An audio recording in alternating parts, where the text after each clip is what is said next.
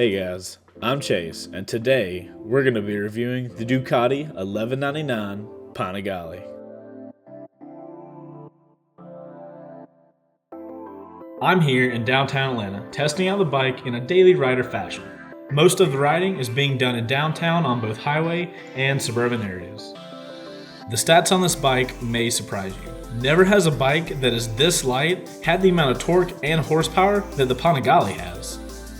On top of all these impressive stats, this bike also has just as much packed into it electronically. The Panigale has 3 different riding modes that help you customize how you want the bike to handle depending on the situation. If you put it into wet mode, it drops the horsepower from 195 to a more manageable 120 that is delivered with a smooth ride-by-wire throttle. It also activates the ABS, increases the traction control intervention, and the suspension adjusts for low grip conditions. This mode is ideal for someone that is riding in unfavorable conditions or riders that are not quite yet ready to unleash the full potential of the bike.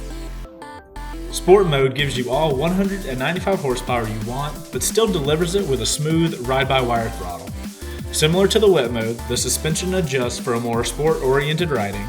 ABS in the front and rear are activated, and you still have the traction control activated. This is the mode most daily riders will want to keep it in. And of course, what would an $1199 Ducati Panigale be without offering 100% of the bike to the rider? If you want everything this bike has in all its beauty, you also get race mode. This gives you totally unrestricted 195 horsepower delivered with a direct ride-by-wire throttle. The suspension is oriented for track setup. The ABS drops to front only, and the traction control is reduced. Another fun feature with the race mode is the instrument panel actually changes to a track-oriented setup. This is the mode you're looking for if you're taking the bike to the track or doing some type of aggressive riding. With the Termignoni exhaust that this bike has installed, there is no video on YouTube that is going to give the sound that comes out of this bike justice. Trust me, you need to hear it for yourself. With a pretty bike comes a pretty price tag, but trust me, you're getting what you paid for. The $1199 Ducati Panigale starting price is coming in around $24 to $25 grand US. The $1199 Panigale S has one of the best power-to-weight ratios of any bike ever made.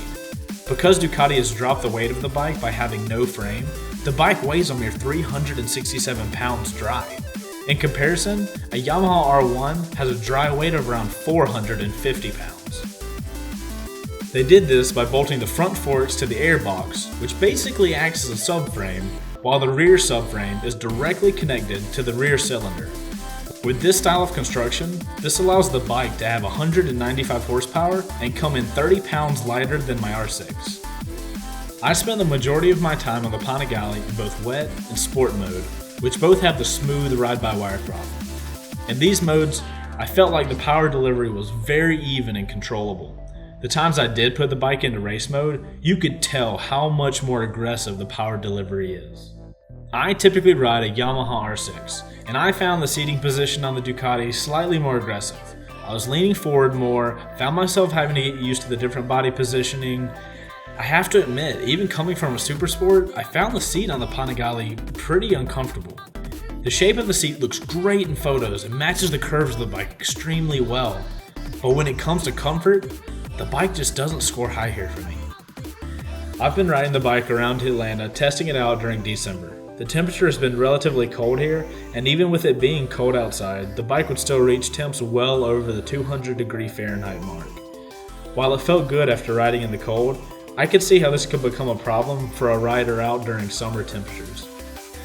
Overall, the $1199 Ducati Panigale is an absolutely incredible bike, and I really enjoyed riding it. This is definitely a head-turning bike, and you truly feel like that when you're riding it. Between the striking paint job and the Termignoni exhaust, this bike looks and sounds amazing. I hope you guys enjoyed this video, and I'll see you on the next one.